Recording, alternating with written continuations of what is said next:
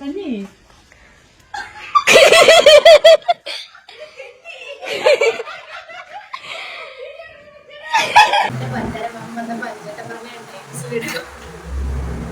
Hello guys, അപ്പൊ ഇന്ന് നമുക്ക് വിശദീകരിച്ചൊരു ഇൻട്രോ എടുക്കാനുള്ള സമയമൊന്നുമില്ല.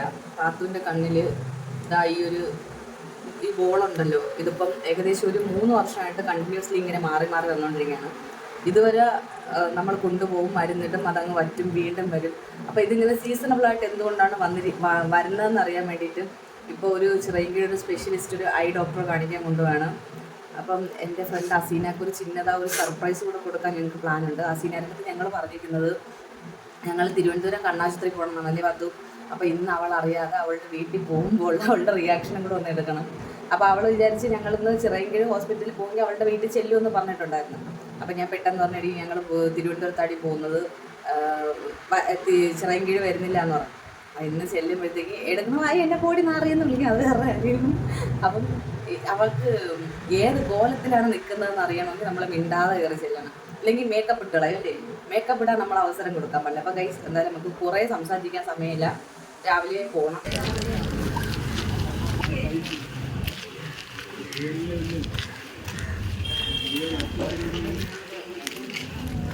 അങ്ങനെ ഞങ്ങൾ ഡോക്ടർ ഇരിക്കുന്ന സ്ഥലം കണ്ടുപിടിക്കാനൊന്നുമില്ല, അതവിടെ ബോർഡ് വെച്ചിട്ടുണ്ട്.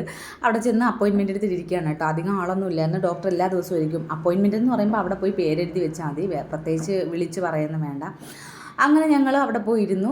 എന്നിട്ട് അവിടെ നിന്ന് കാണിച്ചിട്ട് ഇറങ്ങി ആൻറ്റിബയോട്ടിക്കൊക്കെ എടുത്തിട്ട് മെഡിക്കൽ സ്റ്റോറിൽ ഗുളിക എടുക്കാൻ വന്നപ്പോൾ ചിറയൻകീഴ് റെയിൽവേ സ്റ്റേഷനാണ് കേട്ടോ ഈ കാണുന്നത്. പാത്തു പറഞ്ഞു, ഉമ്മച്ചി ഈ റെയിൽവേ സ്റ്റേഷൻ കാണുമ്പോൾ ഒരു നാശത്തിന് ഓർമ്മ വരും, ഇവിടെ നിന്നല്ലേ നമ്മളൊരു ആപത്തിലോട്ട് വണ്ടിയും വിളിച്ച് പോയതെന്ന് പറഞ്ഞ് ഞാനും പെട്ടെന്ന് അത് ഓർത്ത് കിട്ടാ. സാധാരണ റെയിൽവേ സ്റ്റേഷനിൽ കാണുമ്പോൾ ഞങ്ങൾ യാത്ര ചെയ്ത ഒരുപാട് മെമ്മറി ഓർമ്മ വരുന്നുണ്ടായിരുന്നു. പക്ഷേ ഞങ്ങൾക്ക് എന്തോ ഇപ്പോൾ ഈ നാശത്തിനാണ് ഓർമ്മ വന്നത്. അങ്ങനെ ഞങ്ങൾ അവിടെ നിന്ന് ഇറങ്ങി ഒരു കെട്ട് പച്ചച്ചീരയും ഒരു കെട്ട് ചുവന്ന ചീരയും ഞാൻ മേടിച്ചു. കാരണം എനിക്ക് ചീര ഭയങ്കര ക്രേസാണ് കേട്ടോ. അങ്ങനെ പാത്തുട്ടിക്ക് അവിടെ വെച്ച് വിശക്കുന്നെന്ന് പറഞ്ഞു. നമ്മൾ രാവിലെ 8:30 ഇറങ്ങിയതാണല്ലോ. അങ്ങനെ ഞങ്ങൾ അടുത്തുള്ള റെസ്റ്റോറൻറ്റിൽ വന്ന് പാത്തുട്ടിക്ക് പൊറോട്ടയും ഗ്രീൻ പീസും, ഞാൻ ദോശയും ഗ്രീൻ പീസും വാങ്ങിച്ച് കഴിച്ചു.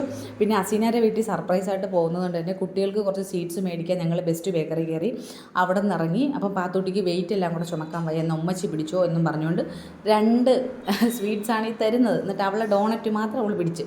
അപ്പോൾ ഞങ്ങൾക്ക് പെട്ടെന്ന് വണ്ടി കിട്ടി. പിന്നെ ഞങ്ങൾ വണ്ടി കയറിയിരുന്നു. അപ്പോൾ അവളെ എങ്ങനെ ഞെട്ടിക്കണം എന്ന് ആലോചിച്ചുകൊണ്ടാണ് ഞാൻ ഇരിക്കുന്നത് കേട്ടോ. എന്തൊക്കെ പറയണം, എന്തൊക്കെ നുണകളെ തട്ടിവിടണം എന്നൊക്കെ ആലോചിച്ചാണ് ഞാൻ ഇരിക്കുന്നത്. അങ്ങനെ ഞങ്ങൾ വണ്ടി കയറി. ഞങ്ങൾക്ക് പെട്ടെന്ന് തന്നെ വണ്ടി കിട്ടി. അപ്പം വണ്ടിയിലിരുന്നിട്ട് ഞാൻ പാത്തുവിൻ്റെ പറയുകയാണ്, പാത്തു ഞാൻ അവിടെ ചെല്ലുമ്പോൾ മക്കൾ വീഡിയോ എടുക്കണം, ഉമ്മച്ചിയെ അവളെ ഞെട്ടിക്കുന്നത് കറക്റ്റായിട്ട് എനിക്ക് വീഡിയോ എടുത്ത് തരണം. അപ്പോൾ അവൾ ഓക്കെയൊക്കെ പറഞ്ഞിട്ട് ഇരിക്കുവാണ് ഗൈസ്. അങ്ങനെ ഞങ്ങൾ മഞ്ചാടി മൂട് റെയിൽവേ സ്റ്റേഷനിൽ ഇറങ്ങി. മണി 10:48 ഒന്നുകൂടെ ഞെക്ക്. റെയിൽവേ ട്രാക്കിൻ്റെ നടുക്കുന്നാണ് സമയം ഞെക്കണം. ആ മതി ഇപ്പോൾ. കാര്യം നമ്മൾ പറയാതെ ചെന്നാൽ ചിലപ്പോൾ 3G ആവാൻ ചാൻസ് കൂടുതലാണ്. എങ്കിലും ഒന്ന് ചെന്ന് നോക്കാം. ഏതാ പോയി 3G ആവുമെന്ന് അറിഞ്ഞൂടാ, എന്നാലും കുഴപ്പമില്ല. പിള്ളേരെ ആ വീട്ടിലാരെങ്കിലും കാണാതിരിക്കില്ല എന്ന്. ഇപ്പം ഞാൻ ഫോൺ എടുത്തിട്ട് അവളെ വിളിക്കും. അപ്പോൾ വിളിക്കുമ്പോൾ തൊട്ടുള്ള കാര്യങ്ങൾ ബാക്കി പാത്തൂട്ടി വീഡിയോ എടുക്കും. നിന്നെ പോലെ നേരിട്ടാ അല്ലല്ലോ. ആ നീ അവിടെ വീട്ടിലുണ്ടോ? എന്തിനാണ്? ഇന്നിപ്പോ ഉമ്മായും വാപ്പായും ഒക്കെ മാമാരെ വീട്ടിൽ പോകും. അപ്പൊ ഇന്നിപ്പോ മൊത്തം ഉച്ച മുതലേ എന്റെ പെടലി. ഓ, അല്ലെങ്കിൽ നീ അവിടെ പണിയെടുത്ത് മറിക്കുകയാണ്. പിള്ളേർക്ക് കാപ്പിയൊന്നും ഉണ്ടാക്കിയില്ല. ഇതിപ്പോ ഞാൻ സനായ പറഞ്ഞോട്ട് നൂഡിൽസ് ഉണ്ടാക്കി 2 ദിവസം കൂടെ ഉണ്ടാക്കാൻ പറഞ്ഞ അവിടെ ഉണ്ടായിക്കൊണ്ടിരിക്കുന്നു. ടിക്കറ്റ് എടുത്തിട്ടൊക്കെ ഇരിക്കുന്നടി. വൈകുന്നേരം ആവും വീട്ടിലെത്തുമ്പോ. എനിക്കറിയാം, കാണിച്ചിട്ട് വരാനുള്ള സമയമൊന്നും ആവൂല. ഹലോ, കുട്ടി രാവിലെ അല്ല നീ ഒരു ആശുപത്രിയിൽ ഒരു കൊച്ചിനെ കൊണ്ട് പോന്നിട്ട് നീ ഇതിരി വിളിച്ചാ? ഓ, നീ എന്ത് വിളിച്ചാ? എത്തിയാ? എന്തരായി കാണിച്ച? എന്തെങ്കിലും നീ ഒന്ന് ചോദിച്ചാ?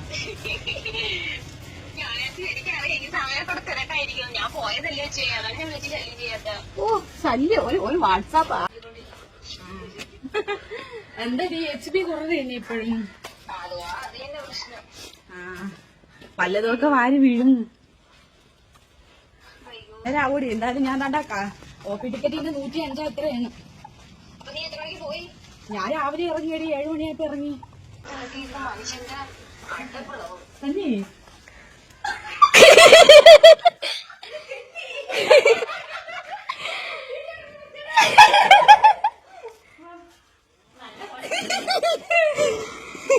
അയ്യോ നീ തള്ളി മറന്നു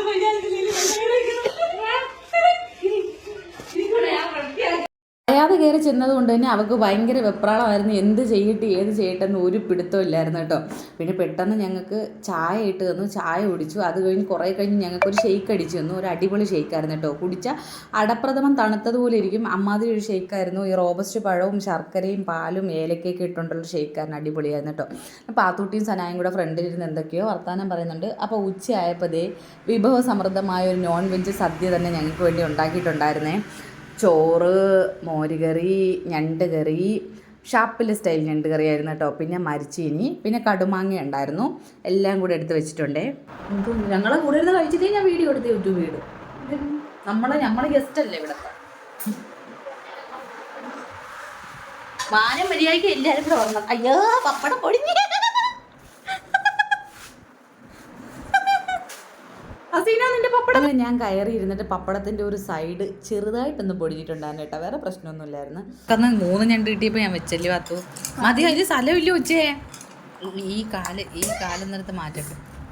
ഇതാ ഞണ്ടിൻ്റെ ആന്തരിക അവയവങ്ങളെല്ലാം ഇവിടെ നീക്കം ചെയ്തിട്ട് അവിടെ സവാളയും എല്ലാം ഒക്കെ കയറ്റി വെച്ചിട്ടുണ്ട്. നല്ല കണ്ടിട്ട് വായന്ന് വെള്ളം പറഞ്ഞു. അത് വായിൽ വെക്കുമ്പോൾ തീർന്നു. ഞങ്ങളെ ട്രോളാൻ ഞങ്ങൾക്ക് ഒരു തിണ്ടീനെ സഹായം ആവശ്യമില്ല എന്ന് പറയുമ്പോൾ അവൾ സെൽഫായിട്ട് ട്രോൾ ചെയ്താണ്. ഞാൻ പറഞ്ഞു ഞണ്ടുകറിയുടെ അരപ്പ് കണ്ടിട്ട് എന്നെ വായിൽ വെള്ളം വരുന്നു എന്ന് പറഞ്ഞപ്പോൾ അവൾ പറഞ്ഞു അത് വായിൽ വെക്കുമ്പോൾ അങ്ങ് തീർന്നോളൂ. അപ്പോൾ ഈ സബ്സ്ക്രൈബേഴ്സിനുള്ള ഉരുളയാണ്, ആരും എന്നെ കൊതി വെക്കില്ലേ. അയ്യോ അല്ലല്ല, നിങ്ങൾക്ക് ഞാൻ തന്നാണ് കേട്ടോ. അപ്പം അടിപൊളി ഫുഡായിരുന്നു. ഞങ്ങൾ പറയാതെ കയറി വന്നിട്ടും അവൾ പെട്ടെന്ന് ഒരു മണിക്കൂർ കൊണ്ട് പെട്ടെന്ന് നമുക്ക് നല്ല അടിപൊളി ഫുഡ് കേട്ടോ.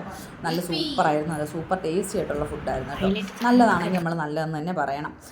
ഇപ്പം കഷ്ടപ്പെട്ടുണ്ടാക്കി തന്നതാണെങ്കിലും മോശമാണെങ്കിൽ മോശമെന്ന് തന്നെ പറയും, അതാണ് എൻ്റെ സ്വഭാവം. പക്ഷേ അവൾ അടിപൊളി ഫുഡാണ് ഉണ്ടാക്കി തന്നത്. പിന്നെ പാത്തോട്ടി ഈ കിടന്ന് പതുങ്ങുന്നത്. സന മോളിൽ നിന്ന് മാങ്ങ അടിച്ചിടുന്നുണ്ട്. അപ്പോൾ അസീനയുടെ വീടിൻ്റെ മുറ്റത്തെ മാവിൽ നല്ല പുളിയുള്ള മാങ്ങയുണ്ട്, അച്ചാറിന് നല്ല സൂപ്പറാണ് കേട്ടോ. അപ്പം അത് അടിച്ച് തള്ളിയിടുന്നത് പാത്തൂട്ടി പറക്കി. അവസാനം സനായി ഇറങ്ങി വന്ന് രണ്ടുപേരും കൂടെ അവിടെ നിന്ന് പറക്കുവാണ്. പാത്തു നോക്കിയിട്ട് കുറേ മാങ്ങയൊന്നും കാണുന്നില്ലായിരുന്നു. ഈ സമയത്ത് അസീന പറയുന്ന വാക്കുകൾ ഗൂഗിൾ അമ്മച്ചിക്ക് പോലും ട്രാൻസ്ലേറ്റ് ചെയ്ത് തരാൻ പറ്റത്തില്ല. അമ്മാതിരി എന്തൊക്കെ അവൾ പ്രാകൃത ഭാഷയൊക്കെ പറയുന്നുണ്ടായിരുന്നു. ഞാനും അവളും കൂടെ ഇവിടെ സ്റ്റെപ്പിലിരുന്നിട്ട് അവൾ എൻ്റെ തലയിൽ എന്തോ മുടി ചീകിയൊക്കെ തരുന്നുണ്ട് കേട്ടോ. എന്നിട്ട് അവൾ എഴുന്നേറ്റ് പശുവിനെ വെക്കാൻ പോയി. പശുവിനകത്ത് കിട്ടണം.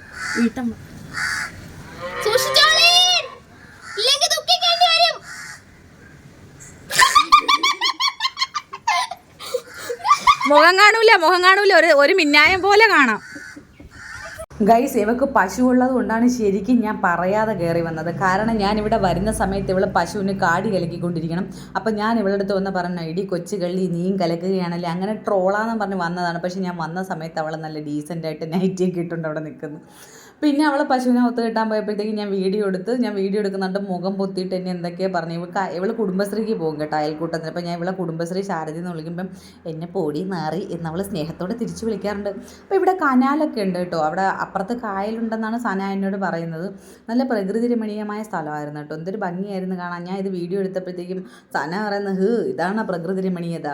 മഴ പെയ്ത് വെള്ളം പൊങ്ങിക്കഴിഞ്ഞാൽ പിന്നെ ഞങ്ങൾ ഇടവഴി കൂടെ മുട്ട് വരെ മുണ്ടും പൊക്കി വെച്ച് നടക്കേണ്ടി വരും, അത്രയ്ക്ക് വെള്ളമാണെന്ന് പറഞ്ഞു. അപ്പോൾ അസീനയുടെ പശു ദേ നിപ്പുണ്ട്, അസീനാന്ന് വിളിച്ചുകൊണ്ട്. അപ്പോൾ അതൊക്കെ കഴിഞ്ഞിട്ട് ഞങ്ങളൊരു 4:30 ആയപ്പം അസീനാക്ക് അവിടെ ഒരു മരണത്തിന് പോകണമായിരുന്നു. അപ്പോൾ ഞങ്ങൾക്ക് വീട്ടിൽ വരണമായിരുന്നു. അങ്ങനെ ഞങ്ങൾ അവിടെ നിന്ന് ഇറങ്ങി. എന്തായാലും ഭയങ്കര സന്തോഷമുള്ളൊരു ദിവസമായിരുന്നു. വയറും മനസ്സും എല്ലാം നിറഞ്ഞു, ഭയങ്കര സന്തോഷമായിരുന്നു. അപ്പോൾ ഇതുപോലെയുള്ള കൂട്ടുകാരൊക്കെ നമ്മുടെ ജീവിതത്തിൽ കിട്ടുന്നതാണ് നമ്മുടെ ഏറ്റവും വലിയ ഭാഗ്യം എന്ന് പറയുന്നത് കേട്ടോ. ഇതേപോലെയുള്ള ഫ്രണ്ട്സ്, അവൾക്കാണെങ്കിൽ ഒരു മനസ്സിൽ വെച്ചിരിപ്പോൾ ഒരു ദേഷ്യമോ ഒരു വഴക്കോ ഒന്നും ഇല്ലാത്തൊരു വഴക്കാളിയൊന്നും ഇല്ലാത്തൊരു പാവം കൊച്ചാണ് കേട്ടോ. അപ്പോൾ ഇത്രയൊക്കെ പൊക്കി പറഞ്ഞതുകൊണ്ട് അവൾ എനിക്ക് 5 സെൻറ്റ് വസ്തു ഒന്നും എഴുതി തരാൻ പോകുന്നില്ല ഗൈസ്. ഇതൊക്കെ എൻ്റെ ഉള്ളിൽ നിന്ന് വന്ന വാക്കുകളാണ് കേട്ടോ. അപ്പോൾ ഇനി വേറൊരു വ്ളോഗുമായിട്ട് വേറെ വീഡിയോയിൽ കാണാം ഗൈസ്. അത്രയേ ഉള്ളൂ. ടാറ്റാ.